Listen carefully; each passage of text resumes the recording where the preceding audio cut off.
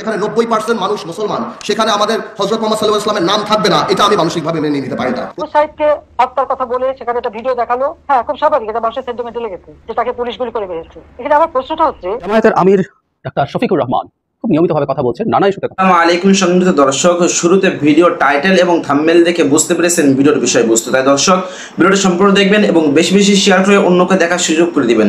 চলুন দর্শক আমরা সর্বপ্রথম ভিডিওগুলি দেখে আসি। যেখানে 90% মানুষ মুসলমান, সেখানে আমাদের হযরত মুহাম্মদ সাল্লাল্লাহু আলাইহি ওয়াসাল্লামের নাম থাকবে না, এটা আমি মানসিকভাবে মেনে নিতে পারি না। প্রথমে আমরা আর্টিকেল 2(1) নিয়ে কথা বলি, যেখানে বলা আছে ইসলাম ইজ আ স্টেট রিলিজিয়ন।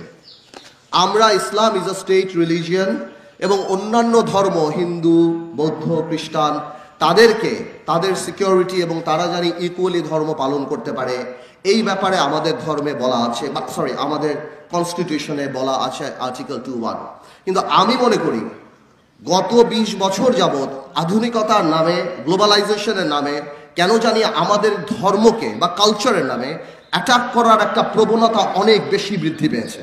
আমি এটা লক্ষ্য করেছি গণজাগরণ মঞ্চের সেই বিপ্লবের পর থেকে অনেকেই সেই গণজাগরণ মঞ্চের অবস্থানকে প্রেমিস করে, তার উপর ভিত্তি করে আমাদের ধর্ম এবং আমাদের মহানবী সাল্লাল্লাহু আলাইহি ওয়াসাল্লামকে বিভিন্নভাবে কটূক্তি এবং অপমান করার একটা পায়তারা করা আরম্ভ করেছিল।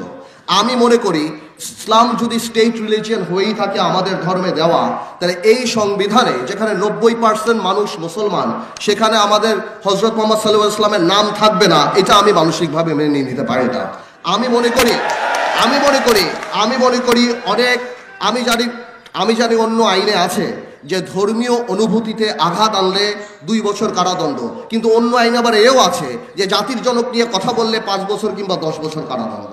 তো সেই ক্ষেত্রে আমি বলতে চাই যে আমার মহানবী হযরত মুহাম্মদ সাল্লাল্লাহু আলাইহি ওয়াসাল্লামের এই নামটা, উনাকে নিয়ে কটূক্তি করাটা, এই ব্যাপারটার যাতে ডিসকারেজ এবং এটা করলে কি অপরাধ হতে পারে সেটা গুরুত্ব দেওয়াটা সংবিধানে থাকা উচিত। এতে করে সেকুলারিজম অ্যাটাক হবে না, এতে করে অন্য ধর্মকেও ছোট করা হবে না। বিকজ আমরা এই ধারাতেই বলে দিচ্ছি যে কোনো ধর্মকেই আমরা রেসপেক্ট করি এবং সবাই কর্মকাণ্ড করতে পারে। At the same time article 94 যেখানে আমাদের কোর্ট কিভাবে কনস্ট্রাকশন হবে সেগুলি বলা আছে, সেখানে আমি মনে করি মালয়েশিয়ার, ইন্দোনেশিয়ার আদলে যারা ইসলামিক ল দ্বারা পরিচালিত হতে চায়, ফ্যামিলি ম্যাটার্স এবং অন্য ম্যাটার্স, সেখানে ইসলামিক ল এর প্রভিশন থাকা উচিত। যারা ইসলামিক কোর্টে ইনভোক করবে তাদের যদি, যেমন এখানে সাকসেশনের ম্যাটার থাকতে পারে, উইলের ম্যাটার থাকতে পারে, ফ্যামিলি ম্যাটার্স থাকতে পারে, সম্পত্তি যেটা আপনার সম্পত্তি আইন বলেন বা সেই প্রভিশনগুলি যদি কেউ চায় ইসলামিক ল দ্বারা পরিচালিত হবে, তাহলে ইসলামিক কোর্টের প্রভিশন থাকা উচিত। আমি মনে করি, শোনান একটা কথা বলি, গ্লোবালাইজেশন আর মডার্নাইজেশনের নামে আমরা আমাদের কৃষ্টি কালচার ধর্ম থেকে অনেক দূরে সরে যাচ্ছি। ধর্মকে সবাই আপ টু ডেট মনে করে না, বাট আমি মনে করি this is the perfect time that we should come back to our root. আমাদের কালচার, আমাদের ধর্ম, আমাদের এই জিনিসগুলিকে আমাদের এখন ফিরিয়ে নিয়ে আসা উচিত এবং যথাযথ সম্মান দেওয়ার জন্য সংবিধানে এদের অবস্থান দেয়া উচিত। এটা আমরা আমাদের এখান থেকে প্রস্তাব জানাচ্ছি। আবু সাইদকে হত্যার কথা বলে সেখানে একটা ভিডিও দেখালো, হ্যাঁ খুব স্বাভাবিক, এটা মানুষের সেন্টিমেন্টে লেগেছে যে তাকে পুলিশ গুলি করে মেরেছে। এখানে আমার প্রশ্নটা হচ্ছে, তাকে যদি পুলিশ গুলি করে থাকে, তো গুলি খাওয়া একটা লোক এরা টেনে নিয়ে গেল, এখানে কিন্তু কোনো রক্তের চিহ্ন দেখা যায়নি। দ্বিতীয় কথা হচ্ছে যে তার সঙ্গী সাথীরা যে তাকে টেনে নিয়ে গেল, কোথায় নিয়ে গেল? যার গুলি লাগবে তাকে তো সাথে সাথে হাসপাতালে নেওয়ার কথা, হাসপাতালে নেবে, অপারেশন করবে, বুলেট বের করবে, তাকে বাঁচাবার চেষ্টা করবে। আবু সাইদকে কিন্তু হাসপাতালে নেয় নাই, নিয়েছিল প্রায় 4-5 ঘন্টা পরে। 4-5 ঘন্টা পরে হাসপাতালে নেওয়ার পর ডাক্তাররা যখন চিকিৎসা করে তখন সে মৃত্যুবরণ করে।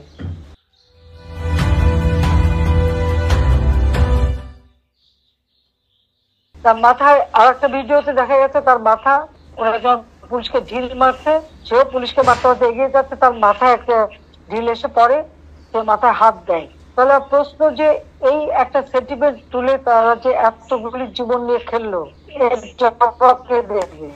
আমরা যে জুডিশিয়াল কমিটি করে দিলাম এই হত্যা করতে, আজকে এটা জবাব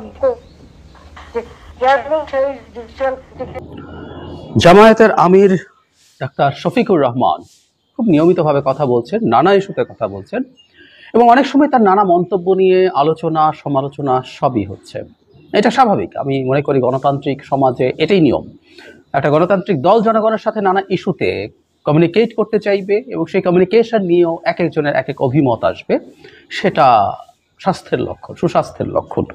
সম্প্রতি তিনি ইংল্যান্ডে গিয়েছিলেন এবং সেখানে আওয়ামী লীগকে ফ্যাসিস্ট বারবার বলতে চান না, এরকম একটা মন্তব্য করেছেন। সেটা নিয়ে সমালোচনা হয়েছে, কেউ পক্ষেও কথা বলেছেন, আমিও কথা বলেছি।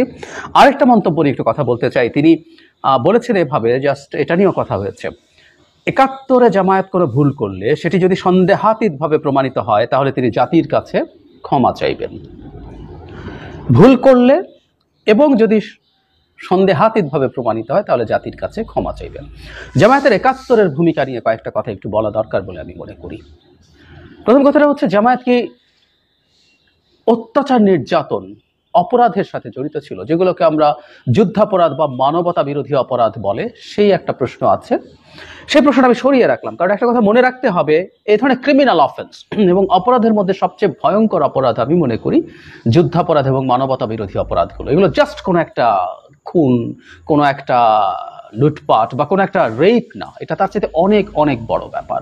সুতরাং এরকম কিছুদের সাথে যদি জামায়াত জড়িত থাকে, এর মধ্যে ক্ষমা চাওয়াটা আর কোনো প্রশ্ন নাই। এগুলো বহু বছর পরও এগুলোর সাথে জড়িতদের এবং সংগঠন হিসেবে জামাতকে বিচার করা সম্ভব বলে আমি মনে করি। ওই তর্কে আমি ঢুকছি না, যদিও আমরা অনেকেই এইটা জানি যে দেয়ার ওয়াইড স্প্রেড পারসেপশন যে এগুলোর সাথেও তারা জড়িত ছিলেন। আবারও বলছি, আমি এই বিতর্ক এইখানে ঢুকছি না, এটা এই তর্কের জায়গা না। আমার অন্য একটা বিষয় আলোচনার বিষয় আছে, সেটা ৭১ জামাত পাকিস্তান এক থাকুক এটা চেয়েছে, এটা তারা পলিটিক্যালি চেয়েছে এবং এই চাওয়ার মধ্যে আসলে দোষেরও কিছু নাই, কথা সত্য। কিন্তু জামায়াত কি তারপরও খুব গ্রোস ভুল করেনি?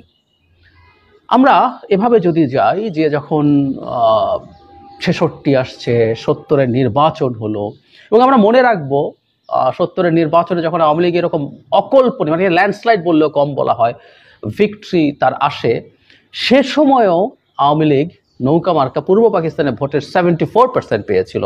26% মানুষ তখনও আওয়ামী লীগকে ভোট দেয়নি, নৌকাকে ভোট দেয়নি, এবং সেটা স্বাধীনতার জন্যও ছিল না, which is right.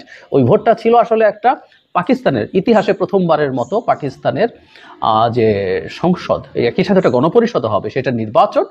Sheikh Mujibur রহমানের ভোট চাওয়ার মূল জায়গা ছিল, উনি 6 দফা দিয়েছেন, 6 দফার ভিত্তিতে তিনি পূর্ব পাকিস্তানকে একটা ফেডারেল স্টেট, এবং এখানে একটা খুব চমৎকার কতগুলো রাইট, উনি বলছেন যে বৈষম্য হচ্ছে। আমাদের বিখ্যাত পোস্টারটার কথা নিশ্চয়ই আমরা শুনেছি, আমাদের পরবর্তীতে আমরা এটার ছবিও পাওয়া যায়, সেটা হচ্ছে সোনার বাংলা শ্মশান কেন। এই সোনার বাংলাকে আবার সোনার বাংলা করে তোলার জন্য তিনি 6 দফার ভিত্তিতে যদি এটাকে অনেকগুলো রাইট সহ। দর্শক, আজকে ভিডিওটি পর্যন্ত। ভিডিওটা ভালো লাগলে লাইক দিবেন, বেশি বেশি শেয়ার করে অন্যকে দেখার সুযোগ করে দিবেন। আসসালামু আলাইকুম।